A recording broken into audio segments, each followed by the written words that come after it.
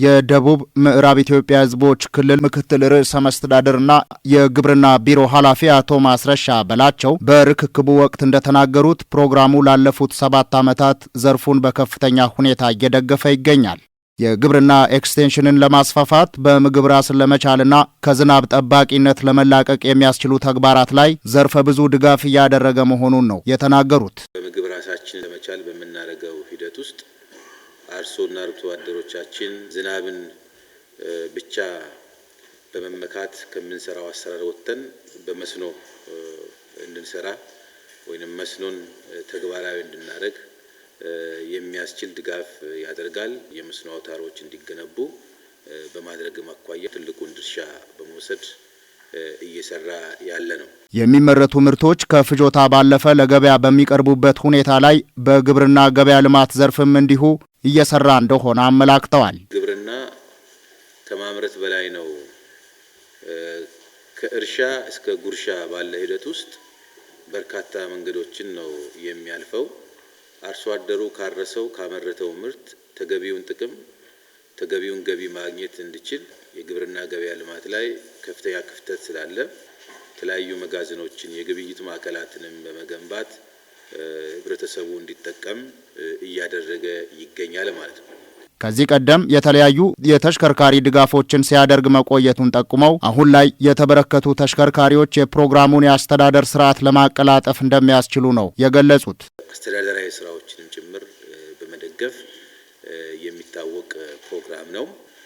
እንግዲህ ይሄን ፕሮግራም መደገፍ አጠቃላይ የሴክተሩን የግብርናውን ወይም የገጠር ትራንስፎርሜሽን የግብርና ትራንስፎርሜሽን እቅድ እንዲሳካ መደገፍ ነውና ትልቅ ክብርና ትልቅ አክብሮት እንዲሁም ትልቅ የሆነ ምስጋና ነው በዚህ ፕሮግራም ላይ እኛ እንደ ቢሮም እንደ ግብርና ቤተሰብ ያለን።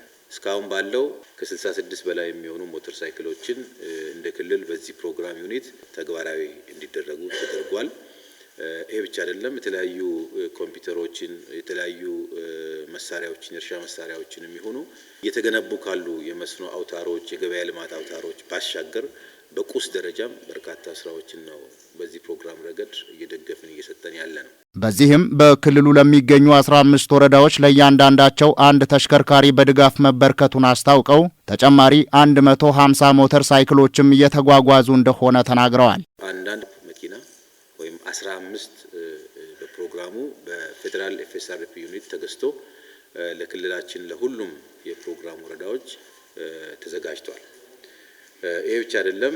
ቀጣይ የጉምሩክ ፕሮሰሱ ካለቀ በኋላ እንዲሁም 150 የሚሆኑ ዘመናዊ ያማሃ ሞተሮች ተገዝተው ለፕሮግራም ወረዳዎች የምናድል ይሆናል ማለት። ከዚህ ቀደም በድጋፎቹ አጠቃቀም ላይ ይስተዋሉ የነበሩ ችግሮችን በማረም በአግባቡ መጠቀም እንደሚገባም አሳስበዋል። አንዳንዴ በፕሮግራም የሚመጡት ተሽከርካሪዎች ለታለመላቸው ዓላማ ይውላሉ አይውሉም የሚለውን ነገር ስናይ በርካታ ችግሮች አሉ። ዛሬ የመጣው ተሽከርካሪ ለኤፍኤስአርፒ ፕሮግራም ማስፈጸሚያ የሚውል ተሽከርካሪ ስለሆነ ለታለመለት ዓላማ እንዲውል አበክረን እንገልጻለን። ሁለተኛ እዛው ሳለ የሚሰራው የግብርና ስራ ስለሆነ የትኛውንም የግብርና ስራ በጋራ ሆኖ ይሰራል። በክልሉ ግብርና ቢሮ የምግብ ስርዓት ማጠናከሪያ ፕሮግራም ስራ አስኪያጅ አቶ ወንዶሰን ሁሴን በአጠቃላይ ከ52 ሚሊዮን ብር በላይ በሆነ ገንዘብ ተሽከርካሪዎቹ መገዛታቸውን አስታውቀዋል። እነዚህ ተሽከርካሪዎች ከቀረጥ ነጻ እያንዳንዳቸው ወደ 3.4 ሚሊዮን ነው። አጠቃላይ 15 ተሽከርካሪዎች ወደ 52 ሚሊዮን ብር በላይ ነው የወጣባቸው። ይህ ማለት ከቀረጥ ነጻ ስለገባ እንጂ ገበያ ላይ ባለው አሁን ቀረጥ ተካቶበት ሂሳቡን ብንሰራው ከ15 ሚሊዮን ብር በላይ እያንዳንዱ ተሽከርካሪ ከ15 ሚሊዮን ብር በላይ ወጪ ግምት ያላቸው ተሽከርካሪዎች ናቸው ማለት ነው። በፕሮግራሙ እየተተገበሩ ያሉ ስራዎችን በወረዳ ደረጃ በቀበሌ ደረጃ ወረዳው ድጋፍ ክትትል ለማድረግና የፕሮግራሙን ዓላማ ማሳካት እንዲችሉ ዓላማ ተደርጎ የተገዙና ለዚህ ዓላማ የሚውሉ ተሽከርካሪዎችን ነው ዛሬ ድጋፍ ያደረግነው። ድጋፉን ከተረከቡት መካከል ያነጋገርናቸው በሰጡት አስተያየት የተሽከርካሪ ድጋፉ የሎጂስቲክስ እጥረትን በመቅረፍ የዘርፉን ስራ እንደሚያቀላጥፍ ተናግረዋል። ከዚህ በፊት በተለይ ከሎጂስቲክ ጋር ተያይዞ የሚነሱ አንዳንድ ክፍተቶችን በስፋት የሚቀርፍ ነው የሚሆነው።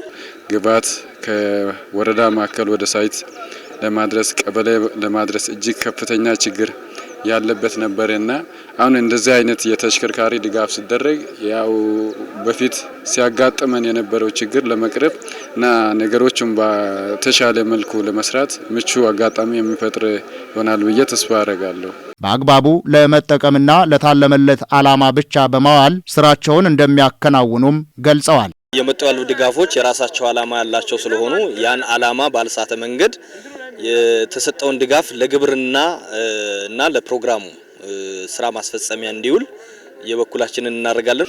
የተሰጠውን ዳይሬክሽኑን ተጠቅመን ለታለመለት ዓላማ ለማዋል የበኩላችን አስተዋጽኦ እናደርጋለን።